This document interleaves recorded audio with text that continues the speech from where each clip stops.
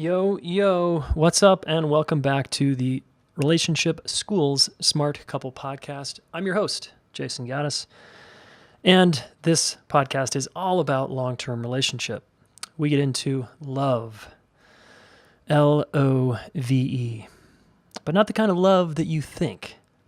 We take a deeper slice and, frankly, a more realistic slice about love here. So welcome and welcome back. Psyched to have you. If you're feeling alone, disconnected, and like you're trying to do your relationship work in a silo, and the only person that knows about your relationship struggles is your therapist or yourself, then I encourage you to come check out the Relationship School. Okay, we've got a home for you of fellow growth development-oriented people. You get to be shy here, or you can be extroverted, your call. But we meet every couple of weeks and we practice the tools that we learn here and more tools on how to have a great relationship. And in the process, we build community. So it's a powerful place. I really don't, it just bums me out when people are doing their life alone. So you can actually be known, seen, and held in community around this conversation. Okay, this is not a money podcast. It's not an auto car trading podcast. It's not, whatever podcast. We're in the conversation of relationship with self and relationship with other. So if you want to come hang out with us, come to relationshipschool.net/roots. All right. We'd love to see you in there. All right. In this episode, I am psyched because we have a couple. Your feedback was loud and clear. Couples, Jayson. We want to hear from couples, real couples with real stories. So this is a real couple with a real story. And they also have their own podcast called Zen Parenting. But it's not, what's cool about this couple is they're not sort of gurus or experts that are talking from a certain, do these 20 steps to be a great parent. They're just saying, hey, look, this is kind of what parenting's like for us, and this is how our relationship impacts our parenting.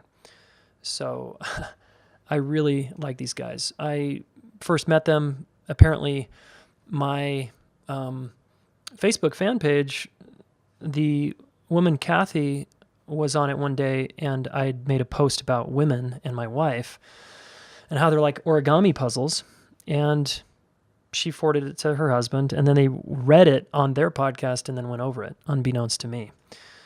So anyway, we had a good laugh about that, and then eventually we got to know each other and became friends. So I'm just psyched to introduce you to these guys. I think their podcast is great, what I've heard of it, and I think this is an awesome conversation with a couple. All right, here's a little bit about Cathy and Todd. We are married with 3 daughters. We teach self-awareness. We connect through pop culture. We believe in humor and mindfulness. We know people can be a force for good. We are Zen Parenting Radio. So Cathy's a therapist, Todd's a coach, and they do some one-on-one work. They do some group work, and they have a podcast. They're parents of 3 girls, and they live in the Midwest, and they, I think, just do an awesome job of talking about the human journey. So I hope you enjoy this one. Let's get right to it. Welcome to the show, Todd and Cathy. Thank you. Thank you. Yeah, I'm psyched to have you guys here. So you guys run Zen Parenting Radio, is that right? Correct. We do. All right. Well, tell us a little bit about that, and also tell us a little bit about how long have you guys been married, how long you dated before you married, kids, no kids, that kind of stuff. You talk about the podcast and I'll talk about the kids. So Zen Parenting Radio, we started it about 7 years ago, and I had written my first book, and I was doing a podcast interview with somebody, and they suggested to me, they said, you should take this book. It was called The Self-Aware Parent, and do a podcast with it. You'd have fun with it. You'd enjoy talking. And they said, but if you do it, you should do it with a partner. You should have somebody that you can talk back and forth with. And so I said, okay. And I remember exactly where I was. I was in the basement, and I walked up the stairs, and I said to Todd, I think I just signed you up for something. Without consulting asking me. She didn't even bring it up. I know. I'm like, I think we're going to do this. And Todd is such a trooper because he's so willing to try new things. And he was, what Zen Parenting really started as, and I think it's continued to be, is the discussions that Todd and I were having in the kitchen anyway. We tend to not have very surfacey conversation. Everything always tends to go really deep, really fast in a good way. I mean, sometimes it can be every now and again, it's nice challenging to watch the football game and not have a deep discussion, but every so often, but most of the time. And so really what the podcast became was very similar to the conversations we were having about our own relationship, about parenting. We very rarely, even though it's called Zen Parenting, we very rarely talk about our children's issues. What we talk about is how we handle what's going on with our kids. So it's not like, oh, my child had this problem and then we talk about them. It's more about, my child had this issue and we don't even need to talk about their issue. We talk about how we dealt with it. So it's much more of a self-awareness practice than it is a parenting issue. And then Zen Parenting has evolved more into the things that Todd and I believe in: social justice, equality, consciousness, compassion, empathy, all the above. Yeah. So people come in, enjoying the name Zen Parenting. And again, they get lots of good parenting feedback, but let's be honest, it's a bait and switch. It's not intentionally. It's a self-awareness podcast, but we called it Zen Parenting. We didn't know what we were getting ourselves into when we started it. True. And it has evolved into kind of a self-awareness / parenting / social, just in, there's been a lot of crazy things going on in the news the last year, 6 months, 6 years, 600 years. And we find ourselves kind of diving into that without ostracizing anybody's viewpoint. No. It's just, how do we deal with people that we disagree with? Or it's more about how to have respectful and reflective discourse, starting with the two of us. Because if he and I can't do it, asking our world or our community or our friends or our children to have reflective and respectful discourse doesn't make any sense. Yeah, so really good point. Yeah. So it starts with us. So that's the podcast. And then we've been married 15 years and we have 3 daughters, ages 14, 12, and 10.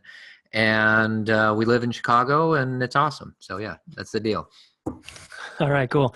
I'm just curious, how long did you guys date before you got married? Oh, that's a tricky question. So Todd and I met in college, and my senior year of college, the very end of my senior year. You know how that always happens? You're just about to leave. And Todd and I met, and we really enjoyed each other, meaning I really felt like when I met him that I knew him. Like I'd been through 4 years of college and I'd met a lot of different people, but I always felt like I was kind of being different. And then when I met him, I was like, oh, I know this guy. Like this, I know this feels really good. But I left, and he stayed. He was a junior. I'm older. I love my wife. What I like most about it, and this might come off as cheesy, but I honestly liked who I was when I was around her. Like I could kind of take off my mask and be a little bit more authentic. So that's kind of, but then the majority of my 20s was spent me being so fearful of commitment that we parted ways and then came back together when I was 27 and she was 28. Yeah. So even though we knew each other, we met when I remember your 21st birthday is when we were just starting to get to know each other. But then, like he said, we both lived in Chicago. I moved to Chicago. Todd eventually ended up in Chicago, and we would see each other occasionally. But he was very not interested in commitment, and I was very not interested in a relationship. Yeah. So, quick story for the guys out there. This is what you don't want to do. I actually said, I can't even say it without laughing or making fun of myself, but I said to her at one point I don't want to date you. But if I was going to date anybody, it would be you, thinking that I was paying her a compliment. Oh yeah. And I thought that was like a really good thing to say. And now that I'm 45 and not 23, I understand the ignorance of that statement. Well, and the best part was when I went home, I lived with 3 women at the time, my 3 good friends from college. And I came home and I said, you guys, because I think I saw you at a wedding and that's when you said that. And I said, you guys, Todd said, he doesn't want to get serious, but if there was anyone who was going to choose, it would be me. And they were like, Cathy, stop. Get rid of that guy. They're like, you got to stop talking about him. So when Todd finally asked me on a date, which was probably 3 years later, I ran into him. He asked me on it. And I said to him, are you asking me on a date? Yes. Like, is this like a date? I thought you said you didn't want to date me. Right. I was like, wait, I let go. What's happening?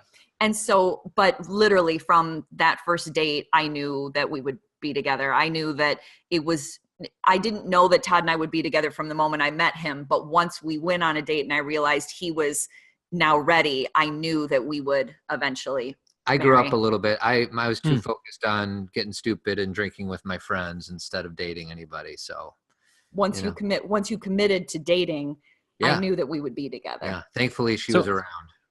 That's awesome. How long after then that first date did you guys get married? We started dating at 27 and we got married when I was 29. So 2 years. I was 30. And started. All right, cool. And then how long after that? Yeah. How long after that did you start the kid thing? Right away. We knew it. So I remember I know and this is the thing, Jayson, we had been together, even though we hadn't been together for a lot of that time in our 20s. I felt like we had been, like we had kind of had all this history already going into our marriage. And I remember that New Year's Eve, right before we got married, I said to him, I think I want to have kids.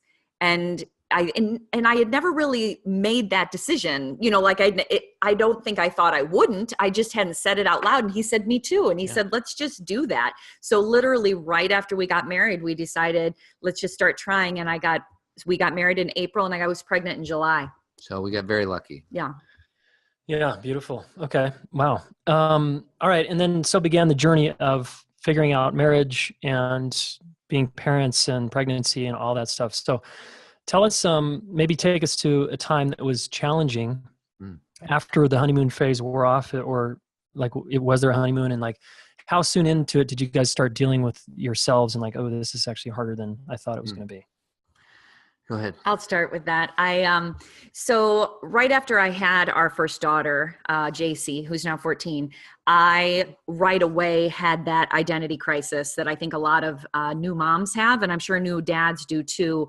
But the identity crisis was compounded with the fact that I decided to stop working. I'm a therapist and I worked at the Children's Memorial here in Chicago. And, I'd kind of gone up the ladder and I decided to let go of that so I could stay home. And we weren't sure I was going to do that. That was a decision I made after I had her. So not only was I a new mom, but I didn't have my career anymore. And Todd was still doing basically the exact same thing he was doing before she came along. My life was inconvenienced for the first few days, and then I went back to work. And for any new mom, their whole world turns completely upside down.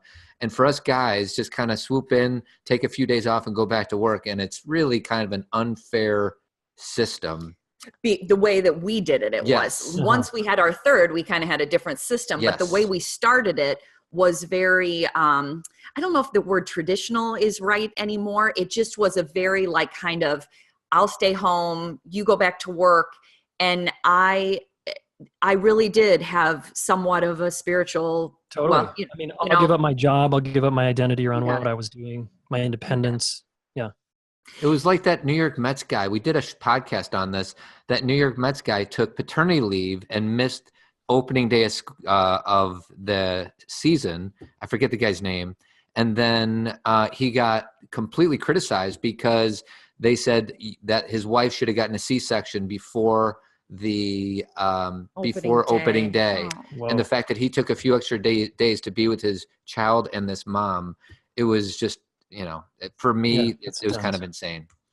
Well, just to kind of add to that is the other part is because my whole work career, but even more so than that, kind of just who I kind of came in the world as, is everything to me is there's this, I kind of have a spiritual outlook on everything and how everything feels. I tend to be an empath, I kind of have that kind of experience in my own world. And so when I had this identity crisis, I definitely went through I need to figure out who I am. And I had somebody that I started working with, an energy worker kind of therapist type person. And initially Todd was very supportive, but initially Todd was like, this is great that you're doing this, but I don't need this. And that was fine. That was at the time, I don't even remember that being an issue. Well, except in the beginning, the woman's title was she was an energy worker, and I would make snide comments like, how's your energy today? And I was making fun of her, and I have since apologized for that. But and it took me years. Cathy's always 3 or 4 years ahead of me with certain things. And, for example, there's a wonderful book out there that was popular 10 years ago called A New Earth by Eckhart Tolle. And Cathy's like, you should read this book because I think you'd like it. And I listened to it because I listened to most of my books, and it wasn't, the guy had a really hard, thick German accent. I said, I don't want to listen. This does not communicate well with me.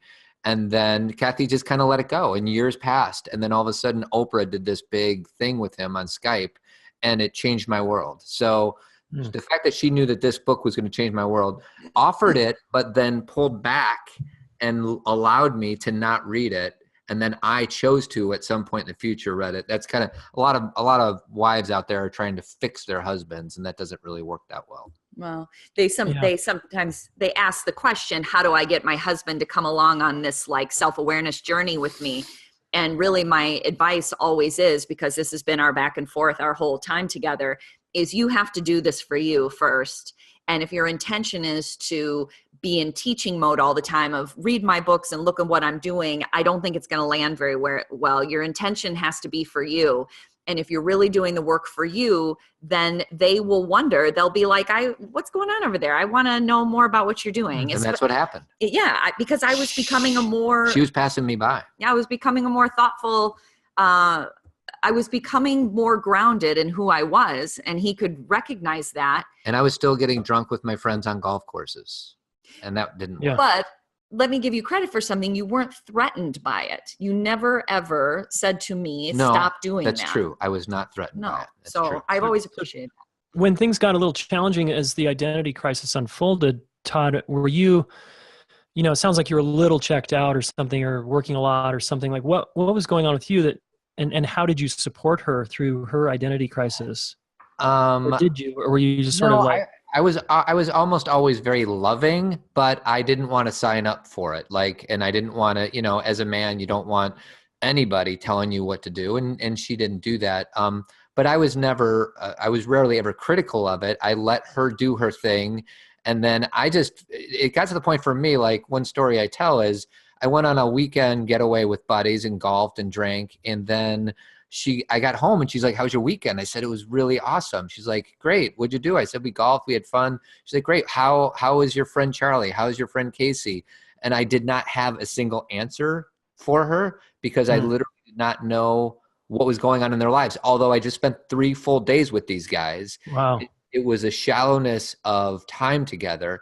And I'm like, this isn't working for me anymore, because the fact that I don't have a single clue on what's going on in their lives whereas she'll go out with her girlfriends and in an hour know everything what's going on. So anyways, that was one of my turning points.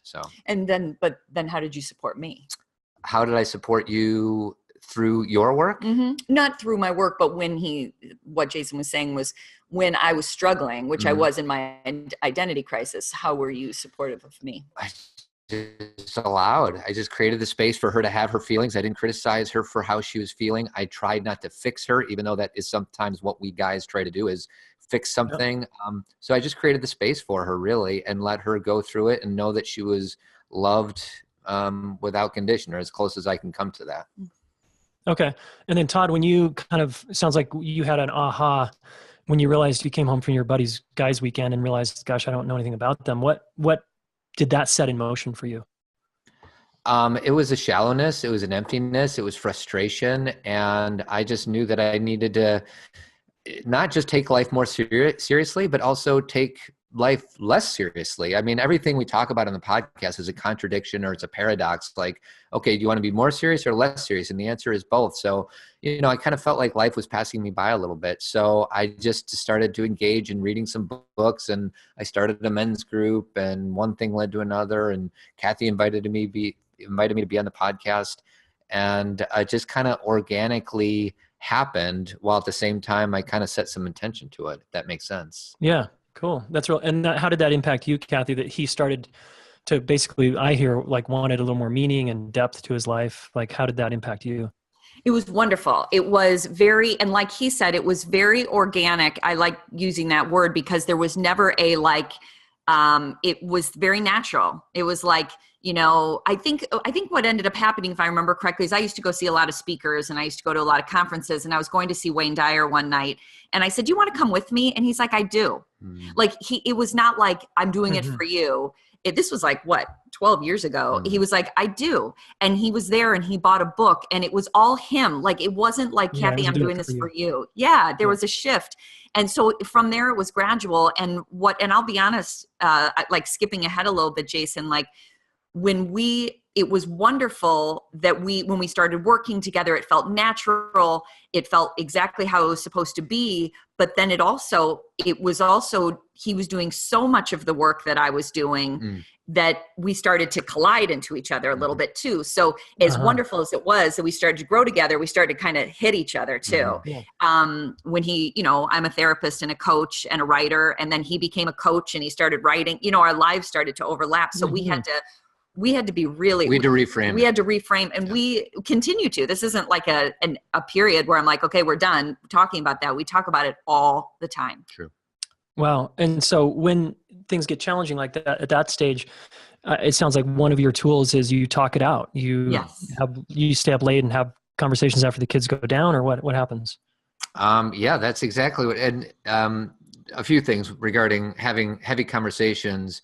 I come from a family, in my birth family, there's a lot of fighting and a lot of emotion. And so when we disagree, which is, happens, occasionally, it's almost always, this might come out as BS, but it's almost always respectful.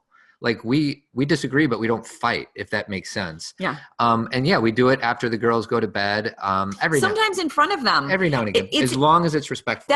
But I can't think of a time that you have intentionally offended me. Like, of course, I get offended by certain things because he doesn't know how certain things may impact me. It doesn't land well.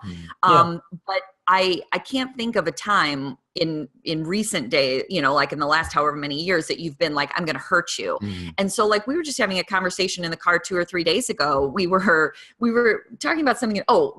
We do this conference every year, and I'm getting all these contracts signed, and I kind of do things one way, and Todd does things another way. He's a salesman. He's more of a businessman. I'm much more of the emotional. People are going to follow through. I trust them. Even if it's not on the contract. Kind of person. And he and I were having this back and forth in the front seat where I was like, well, and there was definite disagreement. And I know our kids we have 3 girls sitting in the back seat. I know they were listening, but it was healthy. There was nothing about it. There was no disrespect. You had to work it out. We worked it out. And we did. And the funny thing is we didn't agree, but it was okay. Yeah.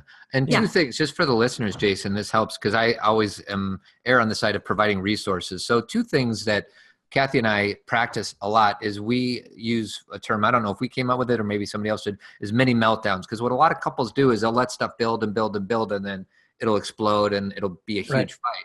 Whereas Cathy and I have these kind of challenging conversations a lot. And that's why our marriage is strong. And then the second resource, just to throw it out there for the listeners, is just Google the 5 love languages, because Cathy said she's a words person. That's her love language, is words. Mine is acts of service. So there's a test that you can take, find out what your love language is, find out what your partner's is, because that is something that she and I, with that awareness, makes us a stronger couple. So. Yeah, very cool.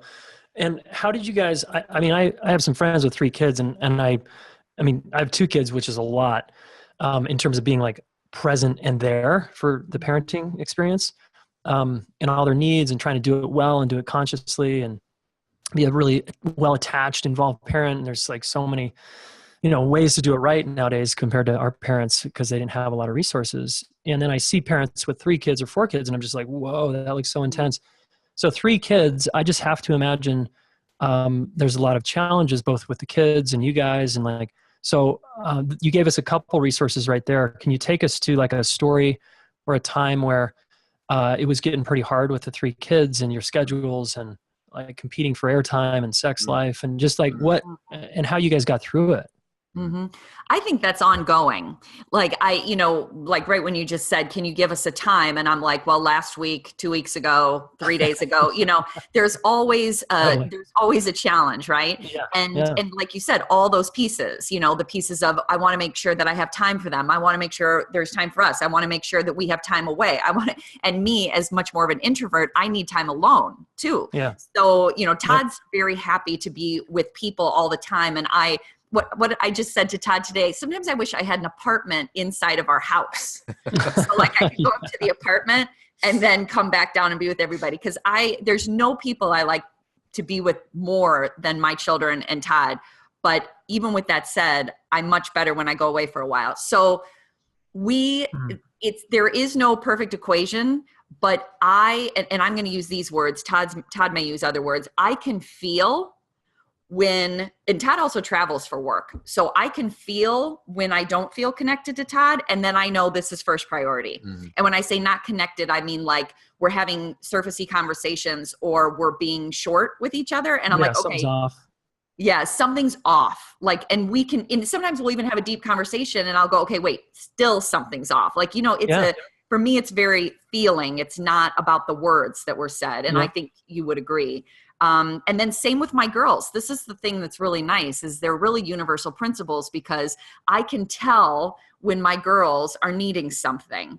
And what's beautiful is I tend to be their emotional outlet. Like we have the deep talks and I go to them and challenge them or just listen to them and just be there. And Todd is very active with them. So he's the one who's going to play a game with them at night.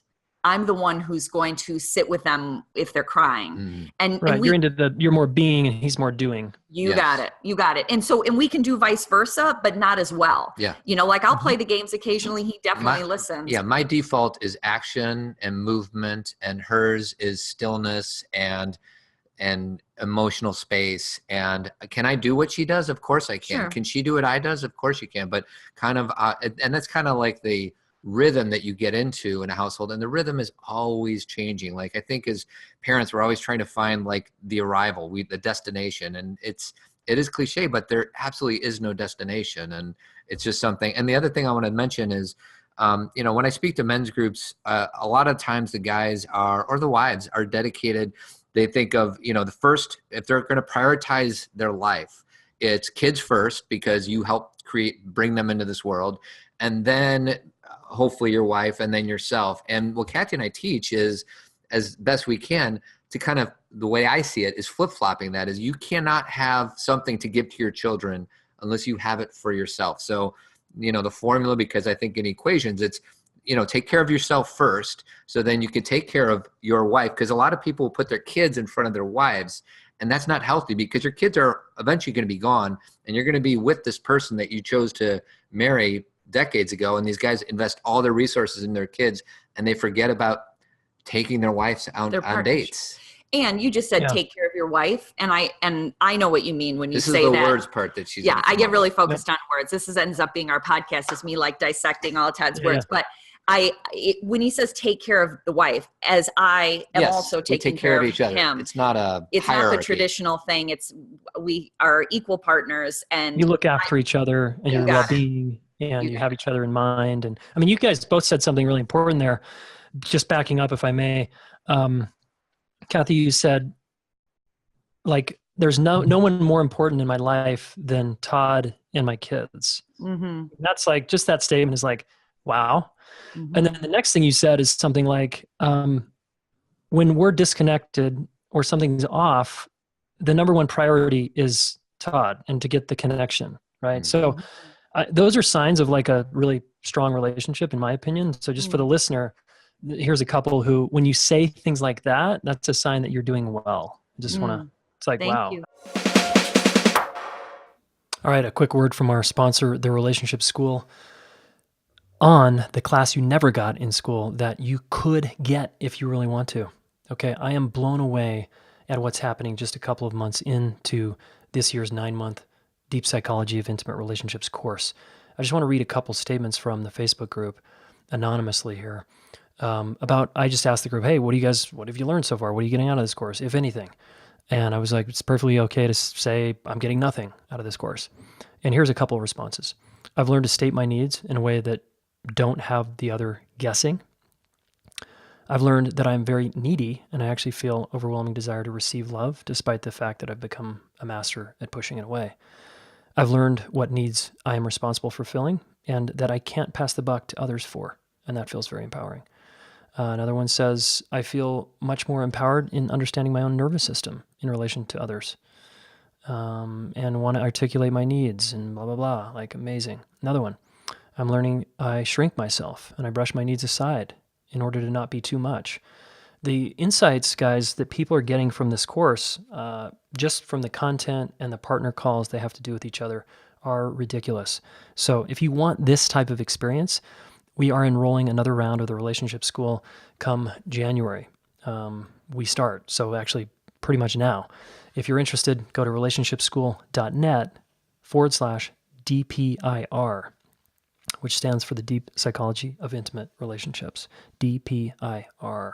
We'd love to see you in there. All right, back to Cathy and Todd.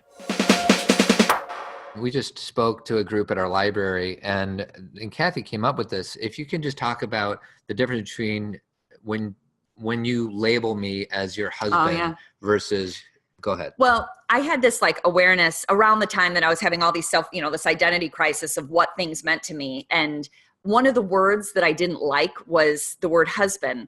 And I don't mean because I don't like being married. I love being partnered with Todd, but there was something about the word husband, especially when I was around other women who were married, that husband started to become this thing like, my husband's supposed to do this for me, or you know what husbands do. It started to become kind of this negative, like they owe me and it's their job to make me happy. And I didn't like it because like it just made me like, and what I realized is that what Todd is to me is like my favorite friend in the world. Like I said, when I first met him, before we even had any kind of, intimate relationship or decided to, partner in a romantic way, I just liked him. Like, he's just like my good friend. And so that's the mentality I bring into our relationship, is not, I am a wife and he is a husband, but in this home, I get to live with like my favorite friend. And how do I treat and talk to and identify with my favorite friend? Because that feels so different than even the words I was about to say, what do I owe my husband? It feels like transactional. Yeah. Well, husband, I just want to agree and say that it seems like a lot of wives will throw their husband kind of under the bus, sort of Homer Simpson style, Al Bundy style, right? Married with children. It's sort of the dopey dad that just is kind of checked out and can't get his shit together. It becomes like bonding for some wives to just throw their husband under the bus. I just appreciate that. Again, I hear you standing up for Todd there. Yes. Saying, actually, this word doesn't totally fit for me. How do I treat him, and what words do I use and can I use that would fit better? Well, and if you insert the word friend, like if you say, well, I had this biggest fight with my wife or with my husband, and I want to get him back because he did this to me. And like, if you insert the word friend, it's like, why would you want to do that to your friend? But it seems harder to do that to your friend, but easier to do that to your husband or your wife. So that's just something we've been kind of processing through that. Well, and like Jayson said, it's because there's this normalization of it in our society that, as often, like you said, groups will gather, groups of women or men for that matter will gather and be like, oh, my husband, oh, my wife. And there becomes this like normalization can make us feel really, it can validate us and it can be a good thing, but it can also take us in the wrong direction where it's like, oh, if everybody feels this way, then this must be the norm versus what do I want in my home? And I speaking poorly about Todd goes against everything that, it makes me want to like, Yeah. I'm glad you said the other way around, because I wanted to mention just a couple of the phrases that I hear also going the other way, which is the husbands get together talking about their wives. It's the old lady, the ball and chain, the boss. How about the boss? Right. She's in charge. I can't, it's like, I don't have any power here. She's just running everything as if, I'm like, wow, what's going on there? Well, and it's funny, I get triggered, and I'm still not good at explaining why, but I get triggered because you hear it all the time, Jayson, and so do I, happy wife, happy life. And that drives me nuts because that means her happiness is, it's the only way that I could be happy. And I'm not good at explaining why that bothers me so much. And I don't really even love that phrase either, even though it sounds like it's geared toward me. Is there something about like, I need to make her happy or else this house is never going to be settled? That there's something that's emotionally, not in sync with me, where everybody has to accommodate me or else I don't function appropriately. And so there's something kind of demeaning about it. And because our belief is like happy, I don't even use the word happy, contented people, seen people, heard people, all living under the same roof together, because not everyone's going to be happy all the time. I think about that as an emotion rather than a state of mind. And is one person's happiness or contentment that much more valuable than anybody else living in this house? Well, and that's the thing, is it's a stereotype. Right. It's the woman is so, she has all this power. Yeah. Exactly. Yeah. Wow. Cool. I'm curious just about the parenting piece for a minute. I'm curious what you guys have done. Well, let me ask it this way. How important is this connection you guys have and how much you work on it and talk things out and stay up late to your parenting? Well, I think that there's really not a whole lot of differences in everything that we've talked about for the last 30 minutes. We do the exact same respectful discourse with our children. So, one of the things that I love saying is it's about discussion, not discipline. Some people have accused Cathy and I of being very permissive parents because they listen to podcasts and they just think that we let our kids do whatever they want, which is not even close to the truth. We set boundaries. There's structure. Sometimes there's consequences, but it's not necessarily a behavior modification thing, but it's just about having a discussion. Like if your kid screws up, which they will, by the way, because they're kids and human beings, and every one of us adults screw up. So of course your kids who are just developing these skills are going to screw up. When that happens, have a talk with them, as opposed to, I can go as far as the spanking route where, I'll work with dads and they'll be like, well, I got spanked and I turned out just fine. My first question is, are you really sure that you're fine? And, it's kind of an insulting, smart-assy way of responding, but can you be no better, or is this like the best? So I don't know. But I guess the point of what I'm trying to come across is it's about discussing these things, and there's no bad emotion, creating the space for emotions to happen, whether it's a little boy or a little girl, a teenage boy or a teenage girl. So, well, and I think, you kind of in parenting, I feel like you have to have, what is your bottom line? What's like the most important thing? And the thing that has always been most important to me or to us and together, but also with the girls, is connection and relationship. And again, as he said, that doesn't mean there aren't boundaries, and that doesn't mean we don't say no. All those things are happening. But when there is a disconnect, because here's the thing with human beings, if they're your kids or not, if you are connected and they know that you respect them, and they know that you hear them, and they know that you value them, they listen. And it doesn't mean they're always going to make the exact right choice or do the exact thing that you necessarily thought they would, but they are thoughtful about being how do I say this? They listen and they ask questions and they're open, and there is a respect for each other's decision making. So we have very rarely had to do much more. Well, and I'll give you kind of a weird example. I totally just cut you off. Yes. Sorry. That's okay. Go ahead. My daughter, who's a freshman, when she was in grade school, she studied Spanish. And then she went to middle school and she studied French. Now she's in high school and she's studying Italian.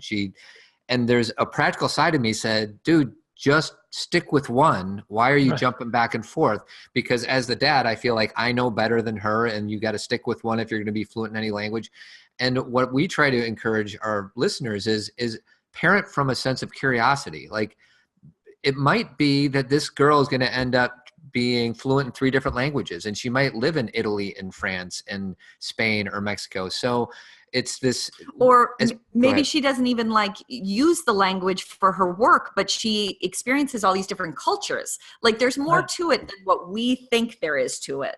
We think we know what's best for them. And what we try to help ourselves and teach others is to create the space for your kid to be who they showed up to be, not who we think they should be. Because I would be lying if I didn't say, this is my plan for my 3 daughters, but it's my plan, and I got to own that it's my plan. And then and be able to create the space to back up and let them figure out what their plan is. Mm-hmm. I agree with that. Wow. So is this kind of the Zen parenting mojo here? Mm-hmm. Well, what Yeah, we say I on love it. every what we say on every podcast is that and we stole it from Dan Siegel, that the best predictor of a child's well-being is a parent's self-understanding. And to kind of enhance that, it's not about what we're saying to our kids, because a lot of people will write us saying, well, I don't know how to deal with this situation. It's not about what we say to our kids. It's how are we living our life in this world? And our kids are going to learn more about watching us live our life than about what we say to them. How we are the role models for, not for what they're going to do. Like if I was a doctor, they need to become a doctor. It's not that. It's, are you living your life from intention? Are you doing what you love? Are you practicing being kind? You know, like another simple example is a lot of parents will talk about, you know, my kid's not kind and I yelled at them about not being kind and I punishing them for not being kind. And that's not how they learn to be kind. They learn to be kind by experiencing kindness from you. You know, it's like this, we've got this funny, we've got this funny, we imagine that we need to like make them feel a certain way when really, like Todd said, we back up and we demonstrate it, not in a manipulative, watch me, you just live. To me, this awareness set me free, because when I got into the role of mom, I was playing the role of mom. And when I realized that I don't need to play a role, I just need to be myself and then be a mom, I was free. You know, I was like, now I just get to be me.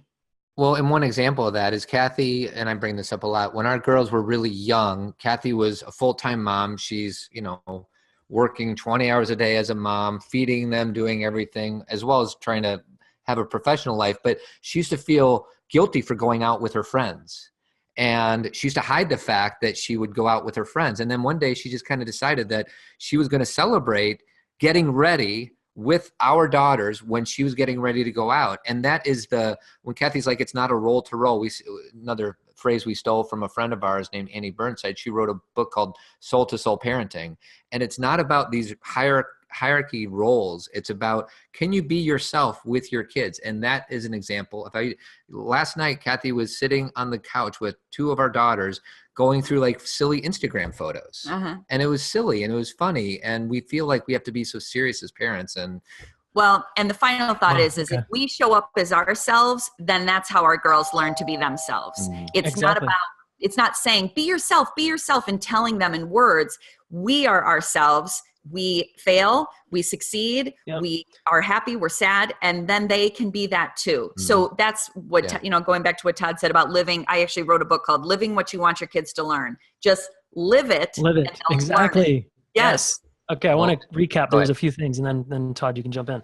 Sure. I just want to recap because that was a lot. There seems like some really important points I want to underline here for the listener. It's like, be curious. Give your kids space. Watch your agendas about what you think who you think they should be, or what you think they should do. And you said something essential, which was you make the connection again in your family the top priority. Yeah, like feeling connected as a family and relationship. Like I was like, whoa, that's so inspiring. Who does that? And then this whole notion of live the life you want your kids to live, like be the change, you know, yes, do what I do rather than do what I say. So those are all, I feel like, really valuable insights. And this is also true. Ironically, I don't know if you noticed this as a coach, but in coaching, in the coaching work I teach people, it's like, be yourself, right? It's important to learn techniques. That's good. Like learn the technique on how to listen and, you know, how to give feedback and stuff. But at the end of the day, a great coach is like just a person. Being themselves. So I think of parents being like coaches to their kids, like, especially if they want to learn something about relationship, it's like, well, then live an awesome, inspiring relationship if you want that to be transmitted to your kids. Well, and when our kids are younger, you could be their coach, but our oldest is 14 and our role is evolving from coach to cheerleader. Because I feel like coach is more like, this is what you do, this is how you do it. And a cheerleader is more like a supportive role. And then one other example that I love to give is that there is a lot of parents out there that force their kids to, say, take piano lessons. And one thing I invite parents to do, just to challenge them a little bit, is instead of being so forceful with making your 7-year-old take piano lessons, even though they can't stand it, if that's the truth, why don't you take piano lessons? And it's just like a shift in perspective of, it's like a reframe. Like, yeah, like live the life that you want to live, and your kids will follow suit to that, as opposed to forcing them into Tuesday afternoon piano lessons. Well, and if you can take the wider lens on this, like if you can back up from it and, ask, what do you really want for your kids? And what I really want for my kids is them to be whole, healthy human beings, because I don't really care what their career is or, where they end up as far as living and everything, but I want them to feel like they can handle life. Like they have the tools to handle life, no matter what there may be things that are thrown their way that I can do nothing about. But what I can do as their parent is help them trust who they are, have some resilience, support them through failures, so they've practiced that, and just remind them that they're valuable no matter what. And if that's really your approach, then all those things you want for them will come true, and you don't have to do a thing. They have the capacity to do it themselves. One thing that we think is that we want to create a safe space for our children when they go out to school or work or wherever it is, and they come back, we want them to feel safe here. And we don't really feel like it's our job to like have all these lessons and teaching them and sit down and this is how you do this. Because a lot of parents will be like, but we got to teach them how to be. And my experience is the world's going to kick them in the butt. That happens. So what we want is to create a place where they want to be and where they feel safe and heard, because the world is sometimes very challenging, and they're going to get the lessons without you imposing the lessons onto them.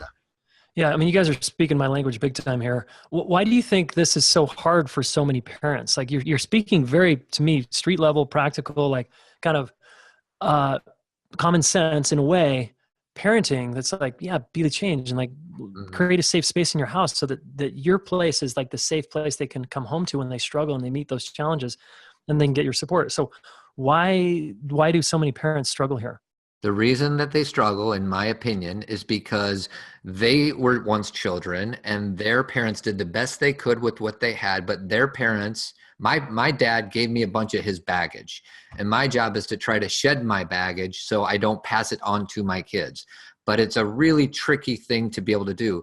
But my goal as a dad is to be able to not give my kids the baggage that I was given, because they're going to get their own bags. They don't need my help in giving them my stuff. So it's not an easy thing. This human evolution thing is really tricky stuff. Yeah, even that word evolve, like what we always talk about with parents is that you don't need to throw everything away that your parents gave you. There were things that were so fantastic and helped you become, the person you are. And then there were some things that maybe they didn't work for you, or maybe they don't work in this place and time. Maybe just because of where we are as a society now, it doesn't make sense anymore. And so our job, everybody's job, our children's job is to continue evolving. And instead of saying, I'm going to forget everything my parents taught me, you take what worked and then you evolve the other parts. And I think where we are as a society now is we realize this because we've become more conscious, I believe, but also from all the research we have now about emotional and social learning, is that what our kids need is that a sense of compassion for themselves and for the world. And that is what, we need to give them. But your question about why is this hard? Because it's new. It's not the traditional authoritarian model. It's not what we grew up with. And a lot of us go back, some of us did, but very few. And a lot of us go on autopilot. And we also this goes down a whole nother road, but we become very offended by our children if this is the consciousness, understanding of a lot of times our old pain from other relationships, if it be from childhood or, intimate relationships, they're showing up in our parenting relationships where we become offended by our kids, or if they don't listen to us, we're like, nobody listens to me because of our history. Nobody heard me. So then when our kids don't put their shoes away and they don't listen to us, we become re-triggered because of our history. So there's all these layers, there's the psychological, the emotional, the historical, and it's a practice. We don't have it down. We have very unconscious moments and very unconscious days, But the practice is then remembering, like mindfulness, just the word, understanding what mindfulness means is just to remember again where you are in this now, and that you're not a child right now, that you aren't in conflict with your child. This is the practice. Do you guys do, how important is it that you mentioned men's groups, Todd? How important is it that you guys do your own like inner work as parents, whether it's women's groups, therapy, coaching, like how essential is that? I don't know. I kind of feel like everybody should have a coach, a therapist, a good friend to work on themselves. And I think as guys, it's a little bit tougher because we're kind of built into the fabric of this idea that we don't need to ask for help because we are independent and can do it all ourselves. But I think that the reason that, I'm not even close to a perfect dad, I'm not even close to a perfect husband, but I think that the reason why I'm a good husband and I'm a good dad is because I'm continuously working on myself, and I'm working on my relationship with my wife. And, and it's like, we both practice yoga. Yoga is a practice. It's not a game. And we're continually practicing everything we're doing. And when we have a good podcast and we think that we have something good to share to our listeners, what I like to say is, listen and read all the books and listen to all the podcasts you want, but then forget everything and trust your gut. Right. Well, it's taking that knowledge into practice. People love the books and so do I, and they love the podcast and they love the quotes, but unless it becomes a practice, it doesn't mean anything. Yeah. If you can just say to people, well, this is what mindfulness is, or this is what self-awareness is, but you're not living it, it doesn't, and so to that same question, I am a therapist, so I work with a lot of women and I run a women's circle, and I also have my own therapist, and we have our own coaches and our own friends, and there is never an end. So it's pretty essential, right? Yes. Yeah, cool. Awesome. Wow. This has been amazing. As we're going to start to wind down here. And I have just a couple more questions. I want to make sure people get connected to you guys and your resources. What I can hear a parent almost saying, well, what relationship book or parenting book do you guys recommend? Whether it's your own or others, like what do you think is, cause that's in alignment with what you're talking about here? There's a few that I think are like my absolute favorites. Everyday Blessings by Jon Kabat-Zinn and his wife, Mila, I think was her name. And it was kind of like the first mindfulness book that I read about parenting, but very practical too. Not just this, woo-woo kind of like, isn't this a good idea? But here's how you can actually, understand this. How to talk so kids will listen, how to listen so kids will talk. That's a really, I think Fabish is her last name, wrote that book. I remember reading that before I was even a mom, when I was just working with kids. And then more recently, I would say Dr. Shefali Sabari is a good friend of ours, and she wrote the book called The Conscious Parent. And that's a really, really good book to help understand consciousness. And then I wrote a book called Living What You Want Your Kids to Learn, which I mentioned, which is again more of the daily experience of here's how it looks when your kids won't talk to you, or here's how to respond. Those would be my first. What do you think? The first book that popped into my brain, which is not a parenting book at all, but it's just it's the one that is most meaningful to me. There's a book called The Untethered Soul by Michael Singer. Just the first two chapters of that book, like you can read the whole book, but the first two chapters talks about the voice inside your head and the inner roommate. And it translates to relationship with self, relationship with partner, relationship with kids. If you can at least identify that there is a voice inside your head and that voice is not who you are, that was a game changer for me. So that's the one that pops to my brain. So awesome. Okay. And before I ask about your website, I've got a question for you guys around feedback for me. Okay. I think, Todd, as you know, I started this relationship school, and Cathy, just so you know, I'm on a mission to reach a lot of young people. Our goal is to reach about 1 million kids, young adults, teens and young adults, and give them an education around love relationships and how they actually work, right? Because none of us got this stuff in school. We've been kind of just winging it, right? So if I were to bring you guys in as guest teachers, or if you were to whisper in my ear and I had, 1,000 teens sitting in front of me and you could only teach one thing, what would that thing be? For me, it would be self-awareness, which is a broad topic, I know, but I would narrow it down to understanding, knowing that understanding yourself is the first step toward anything else. So it's not about getting things externally. It's not about having a partner. It's not about when am I going to have kids or when am I going to have that job, but the practice of understanding what you feel, who you are, that it's okay, whoever you are, that when you have an understanding and a respect for who you came in as, then that's your starting point for relationships. Beautiful. Okay. Thanks, Todd. Two things. One is, and I'm going to kind of cheat a little bit because a lot of my work is with men and with boys. The one thing I would want any man or boy to know is that something opposite of what we're taught in this society is that vulnerability equals strength. And that's something that I'm still trying to learn and put into practice. But I think that is the one lesson that if us men can integrate, I think our world would be a more peaceful place. And then the other thing is that every one of us, just the fact that we showed up on this earth has value. We don't need to do anything to be valuable. And a lot of times us men and boys feel like our value is predicated upon other silly things. And it doesn't. Just be your most authentic version of yourself. And that's all that's really necessary. Yeah. Wonderful. Thanks. I'll take those with me, guys. Perfect. Now, where can people find out about you guys, your podcast, your website, more details? So our website is zenparentingradio.com. And what's nice is everything's there. So all of our live events are there. All of our podcasts are there. All of our writing, our books, our blogs, all that kind of stuff. We also do a conference every year in Chicago. It's called the Zen Parenting Conference. And this year our keynote is Cheryl Strayed.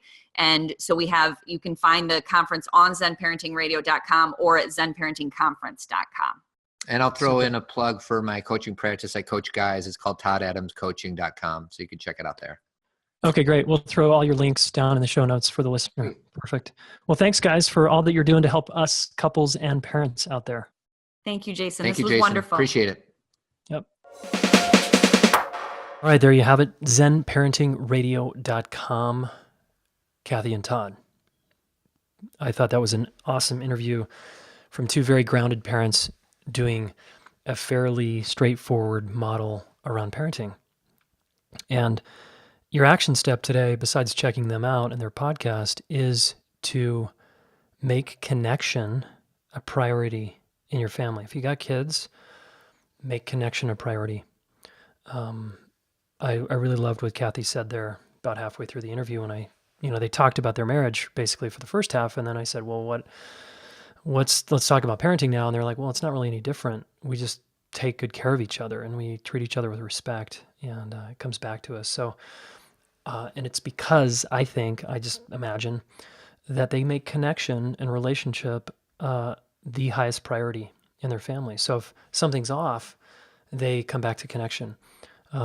Some parents will sort of let their kids go to video games and get lost in that, or the video game or the hobby or the peer group is the most important thing. And if you read Gabor Mate's Hold On to Your Kids, from an attachment parenting perspective, you understand why it's so important to not let your kids' lives be dictated by their peers. So really good stuff here. And I hope you got a lot out of that. And, give us feedback. This was primarily for the parents, and for you non-parents, hopefully you got some out of this because we interviewed a couple. And I thought there was some great lessons there from their marriage. And I always like hearing people's story of how they met and how they worked through challenges, etc. Okay. Now, if you want this type of relationship where you have challenges, but you're able to work through them together, you come learn at the Relationship School. That's my favorite place, of course, that I'm promoting. And we offer really 3 levels for you to get involved. One, our foundational level, is the Relationship School Roots Community. That's relationshipschool.net/roots. And if you want to apply and jump in with us, come hang out with amazing people. I just got off a Roots call with Jennifer and the crew at Roots, and it was awesome. We talked all about presence today and why presence matters so much. The next level is the Deep Psychology of Intimate Relationships course. And this is a premium high-level product / training for 9 months. So this is only for deadly serious people who want to completely rewire how you do partnership forever, because you'll get 9 months of committed practice and teachings around how to do boundaries and conflict and state your needs and all of that, okay? And how human beings show up psychologically in relationships and why it's so key to understand psychology and understand yourself. And then finally, our sort of top tier is to learn how to become a relationship coach. And if you want to hang out with us there, I've got an info class November 16th at 12 p.m. Mountain Time, 2 p.m. Eastern. And that link is the Relationship School, just relationshipschool.net/be a coach. If you have any interest in becoming a coach, specifically a relationship coach, working from home, making the kind of money you want on your hours, your terms, then come check that out, okay?